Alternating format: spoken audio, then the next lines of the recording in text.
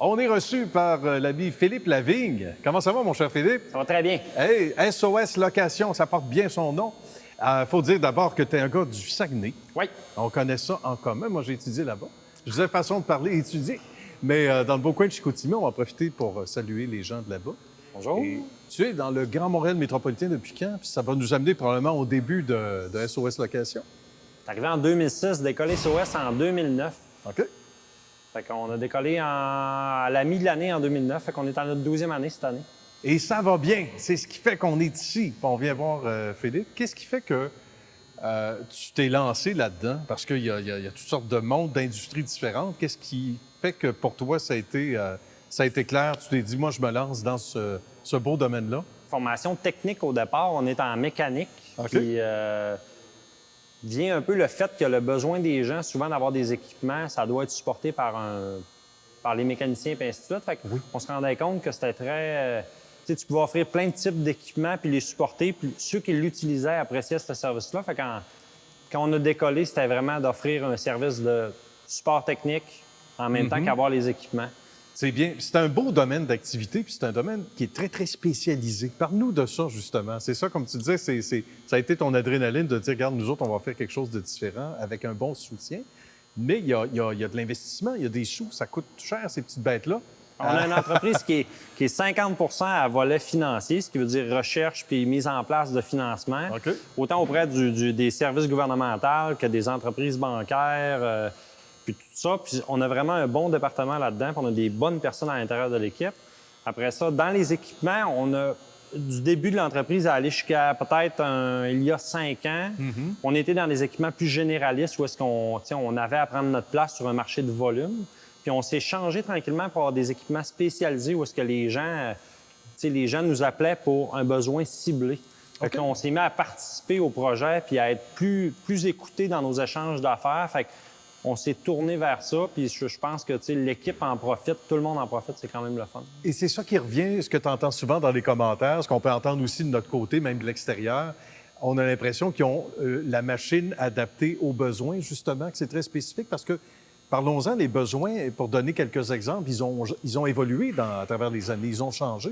Bien, nous, on est allé chercher beaucoup de produits européens qui avaient des normes qui étaient déjà quelques années avant ceux de l'Amérique du Nord. OK, d'accord. Puis on réussit à avoir des équipements qui sont de grande taille, mais de petites dimensions pour le déplacement puis la mobilisation ces sites. Comme celle derrière nous, c'est celle-ci ou... Oui, on va avoir des équipements sur celle-là, chenille. Exemple, là, celle qui est en arrière, c'est 82 pieds de hauteur de travail pour 33 pouces et demi de large. OK.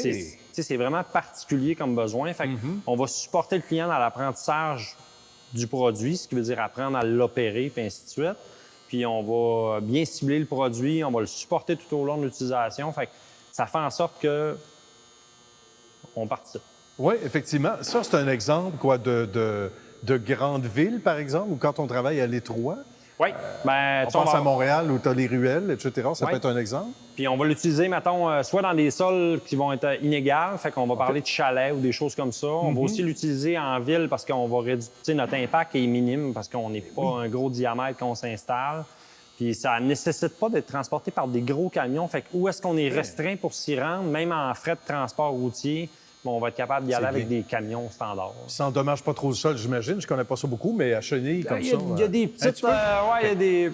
Mettre des panneaux au sol, peut-être. Il y a moyen de s'arranger, finalement. Hein? Qu'est-ce qui nous rend encore plus fiers d'année en année quand on regarde ça, Philippe? Parce qu'à un moment donné, on est entrepreneur, on lance quelque chose, on fait notre niche, puis là, on entend que de bons commentaires. Mais qu'est-ce qui te rend le plus fier en ce moment? Il y a 2 volets. Mettons, la fierté, elle vient du fait d'avoir une reconnaissance du marché, ce qui veut dire que pour des travaux précis, on va être appelé à participer. C'est le fun.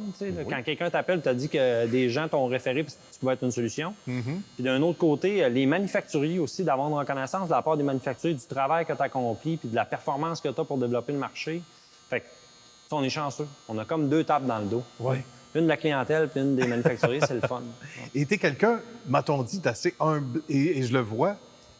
Ça prend un certain temps aussi avant d'apprécier le moment, tu dirais, d'être fier de son produit. Pas qu'on ne l'ait pas intérieurement, mais de sortir et de dire, regarde là, oui, on est fier, oui, on a réalisé de belles choses. Des fois, ça prend une intervention de l'extérieur. Je pense que la notion là, de forêt puis de recul, là, oui. c'est quand même important parce que souvent les gens disent wow, c'est beau l'entreprise que tu as. Tu fais comme ben, moi, c'est drôle, la seule chose que je vois, c'est l'obligation de que ça marche puis d'être là le matin. T'as quelque chose là devant, tu vois pas. Des fois, un peu de recul, ça fait du bien, des petites vacances, ça permet de repositionner ça. Effectivement. Mais sinon, c'est ça. C'est une industrie qui a beaucoup évolué, tu dirais, toi qui es dedans là, depuis longtemps déjà.